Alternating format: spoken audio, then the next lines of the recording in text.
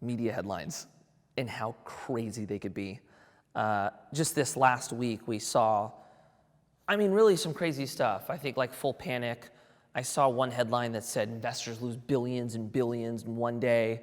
I saw another one that was like biggest drop since the Great Recession. And it just like, to me, I get it because I've been through this. But for everyone who hasn't, this is like something to really remember. Smart investors didn't lose anything. When they say investors lost billions and billions, none of the smart guys did because they're not selling anything, right? When the market drops, these guys aren't sitting around a table going, oh my gosh, the price for my share is less than what I bought it for. I need to get rid of it. They are staying calm, and most likely they're buying more. They're not selling. And I say that with just because of the current environment, the stock market seems to be the main focus. I'm not even a stock guy. I'm not. I'm on the real estate side. But the same rules apply for real estate. We go through the same thing. We see people go through the same thing. So for us, a market correction, you see cap rates soften. So basically our valuation of the building goes down.